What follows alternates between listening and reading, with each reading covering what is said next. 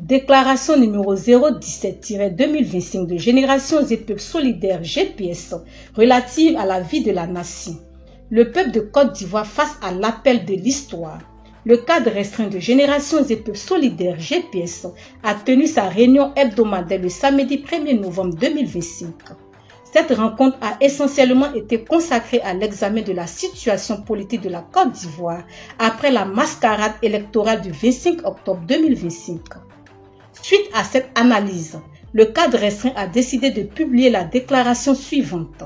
Ce qui s'est déroulé le 25 octobre 2025 n'était pas une élection. C'est une usurpation de la volonté nationale, une arnaque outrancière, une machination institutionnelle abjecte, vidée de toute serveur démocratique et de tout soutien citoyen. C'est un simulacre cynique de vote, un coup de force politique. Les faits, eux, parlent avec éloquence. Les principaux leaders de l'opposition ont été arbitrairement exclus de la course. Un dispositif de 44 000 éléments des forces de sécurité, appuyé par des centaines de miliciens armés, a été déployé pour intimider et massacrer. Le bilan humain est lourd, au moins 23 morts et des centaines de blessés. Plus de 750 manifestants ont été arrêtés et des dizaines de condamnations arbitraires ont été prononcées selon des procédures d'exception. Le taux de participation réelle est inférieur à 18%, tombant même à 10% dans certaines zones, un chiffre cohérent avec le retrait des cartes d'électeurs, lui-même inférieur à 20%. Pourtant, un score ubuesque, proche de 90%, a été attribué au candidat du RHDP. Une élection sans concurrence, sous pression sécuritaire et désertée par les citoyens, est une non-élection.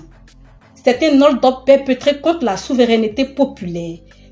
Le peuple n'est pas sorti pour voter. Il s'est vigoureusement abstenu. Même dans les bastions du RHDP, l'absence de mobilisation a révélé l'ampleur du rejet et de la désaffection populaire. La clairvoyance de GPS, le refus du simulacre. GPS l'avait annoncé dès le départ.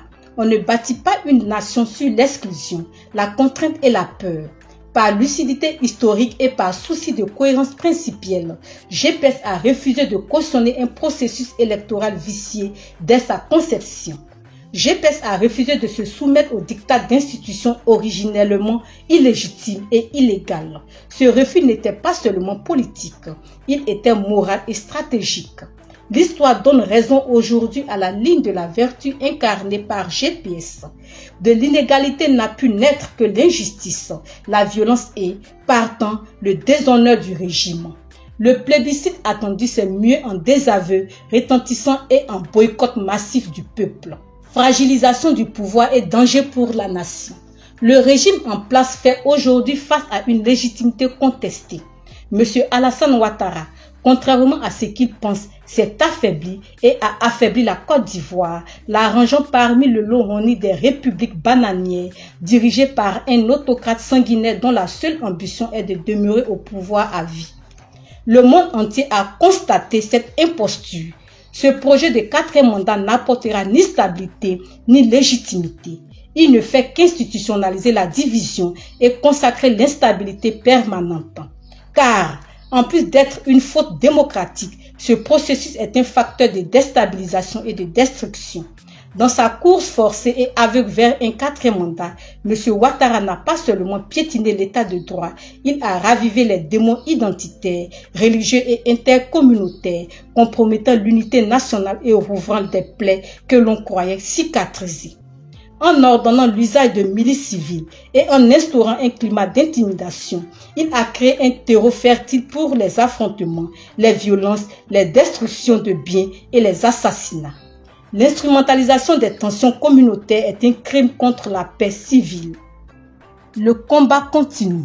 Peuple de Côte d'Ivoire, GPS vous félicite et vous salue pour votre courage exemplaire. Par votre abstention massive, vous avez refusé de cautionner cette forfaiture. Vous avez prouvé votre attachement absolu à la souveraineté populaire. Vous avez dit non au 4e mandat. Même si M. Ouattara a fait proclamer des résultats chimériques pour sa gloire personnelle, la vérité est que jamais le 4e mandat ne sera accordé par le peuple. Et tout n'est pas fini. En réalité, la lutte ne fait que commencer. Le combat contre le 4e mandat doit se poursuivre et s'intensifier dans tous les domaines et à tous les niveaux. Nous appelons à un sursaut moral et politique pour transformer votre attachement à la Constitution et à l'État de droit en mobilisation populaire. Aux forces de l'opposition démocratique, nous rappelons solennellement la gravité de l'heure. L'heure n'est plus aux querelles d'ego, aux agendas cachés, ni aux calculs personnels. Les ambitions individuelles sont des fardeaux, les rivalités partisanes, des trahisons morales envers le peuple. Le peuple de Côte d'Ivoire a joué sa partition avec une dignité et un courage admirables. Mais les forces de l'opposition démocratique ont failli, en ne s'étant pas hissées à la hauteur de cet engagement. Là aussi, tout n'est pas perdu. Il est encore temps pour l'opposition ivoirienne de se ressaisir et de se remobiliser avec méthode. Face à cette dictature qui s'assume, seule l'union sincère et véritable de l'opposition politique peut défendre notre pays. Le peuple de Côte d'Ivoire nous a montré l'exemple. À nous maintenant de nous montrer à la hauteur de ses attentes.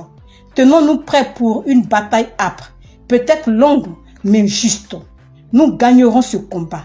Notez-le. L'histoire nous enseigne qu'aucun dictateur n'a jamais gagné définitivement son combat contre le peuple. Le peuple finit toujours par vaincre. GPS reste mobilisé et fidèle aux aspirations démocratiques et légitimes d'un avenir de liberté, de stabilité et de dignité. Nous sommes convaincus qu'aucune confiscation du pouvoir n'est éternelle et que la vérité comme la souveraineté populaire finissent toujours par triompher. Fait à Abidjan le 3 novembre 2025, le cadre restreint de Générations et Peuples Solidaires, GPS.